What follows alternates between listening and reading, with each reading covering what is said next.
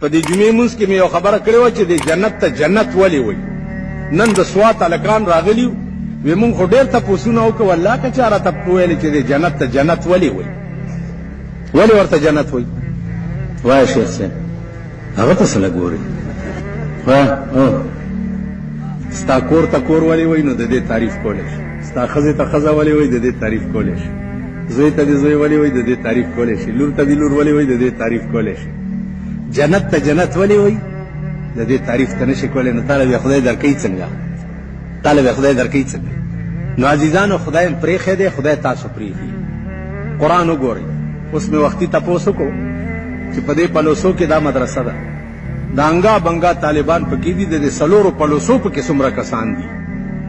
دا قرآن یوازې چې دی سواتیانو، دیریانو، کابلیانو، بلوچستانیانو ته پاتې دی، د پلوسو په خلکو فرض نه دی زده کول.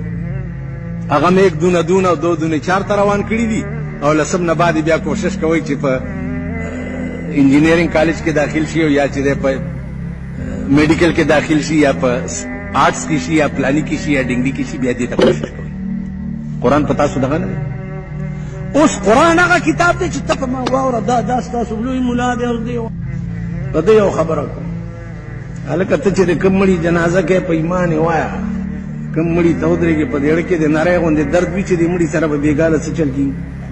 دې خوا وګوره، قسم په خدای دا لوی محدث ناست دی او د داسې هستی سره وخت تېر دی چې الله دې د هغه خاورو نه مونږ قربان کړي چې هغه کوم خاورو کې د غلجو میا صاحب پروت دی.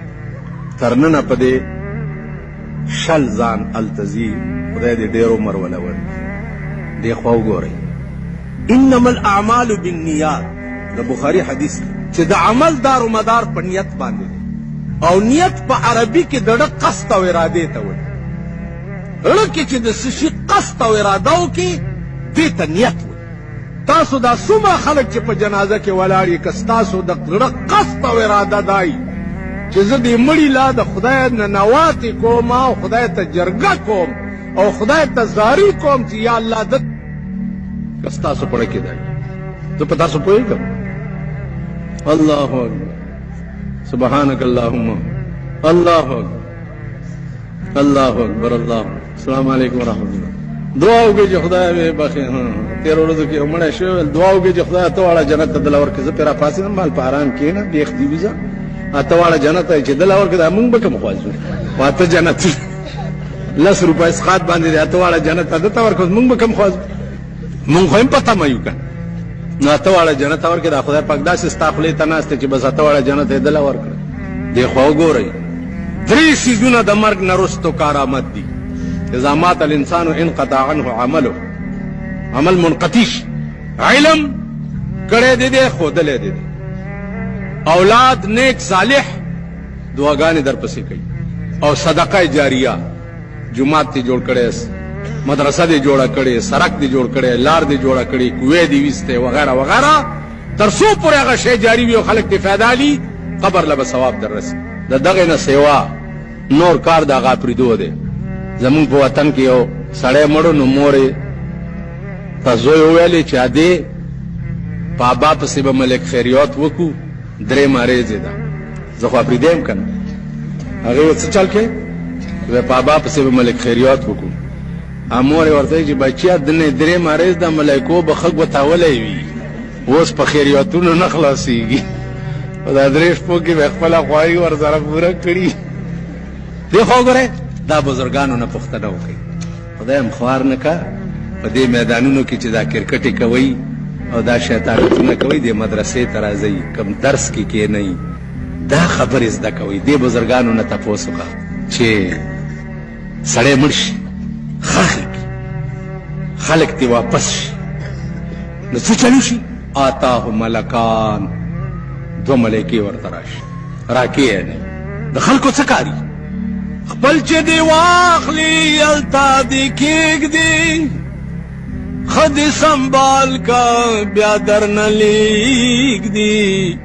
خپل چې دې واخلي هلته دې کښېږدي، ښه دې سنبال که بیا درنه لېږدي.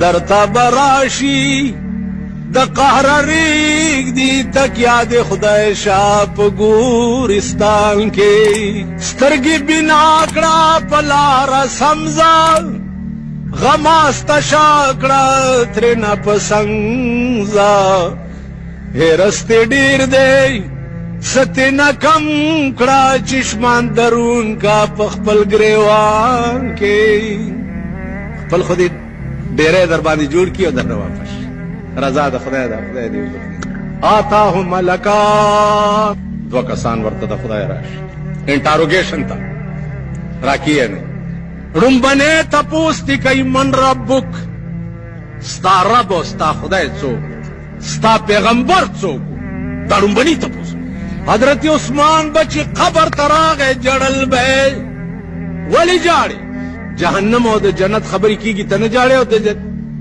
هغې وې د ځای ته ځکه جاړم چې ما د محمد رسول الله نه اورېدلي دي ان القبر اول منزل من منازل الاخره قبر د آخرت په منزلونو کې ړومبنې پوړی ده که په دې کې سړی پاتې راغی عمر له تباه شو او که په دې کې کامیاب شو نو عمر له کامیاب شو حضرت عثمان وی چې دغه ځای ته ځکه جاړم چې په دې اول ځای کې پاتې را نشم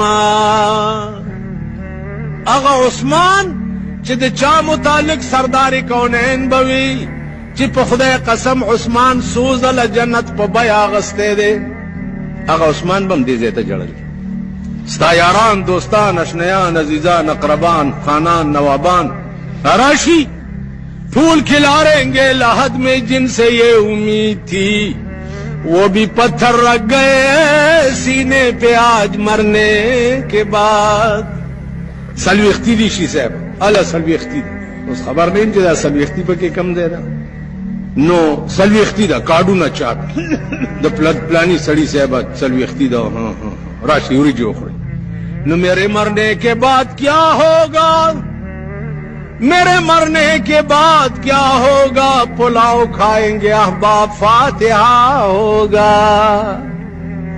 دوستان براشی وریجې به وخوري او لاس به اوچت کړي دا خانان چې راشي دي دوا داسې کوي لیدلي هم دي تاسو هم ټوکری ټوکری کېږئ خانانو ته دا چل که ما نه زیات ځان له تپوس وکړي اوس د دې بزرګانو مخکې نه شم ویلی چې دا دس وډي زه چې ما ته وایي ته مړي ژوندي کې دغه نه یې چېرته په زندګۍ کې واده له نه یې تللی دغه مال نه مې دا شوق شته چې واده له دې څوک راشي او نه مې دا شوق شته چې مړي له دې څوک راشي عقیده مې ده چې نیک وي عالم وي بزرګ وي ښه سړی وي چې خبر شم ځان رسومه ته پوه شوي او نور نه د په دې نیت چاله نه ځم چې دی سبا زما مړي له راشي چې زه مړ شم او دغه غټایټ زما مرګ له راشي که ما خدای بخیم نم نه بخي ځکه دا پلیت چې په کم قبر ولاړ هلته رحمت نه وري مسله دام ده چې کوم ځای مسلمان خخیږي هلته به بېدینه سړی نږدې نه پرېږدي ځکه هلته رحمت بندي بیا یو بل ټکی واورئ اخري کې چې ادیرې له ورشئ سلام واچوئ سلام نه بعد آیات کرسی ووایئ یو آیات کرسی چې په ادیره کې اووایه څلوېښت ورځې د هغه ادیرې نه عذاب وکړي یو آیات کرسی نو عزیزانو خبرې ډېرې دي وخت کم دی خو دا درته یم چې الله وپېژنئ د هغې دین وپېژنئ د الله اسره اختیار کوي د بنده اسرې پرېږدئ شاه ابن ادهم د نوابی لباس بدل کا یا نادان ازان د محمد د چمن گل کا رستو کا کارونه د دنیا عشق اول کړه کړه په عشق د یو کې عاشقان په ځان لګونه چې ته په یو مین شي دنیا به پتا مینه شي واخر دعوانا ان الحمد لله رب العالمین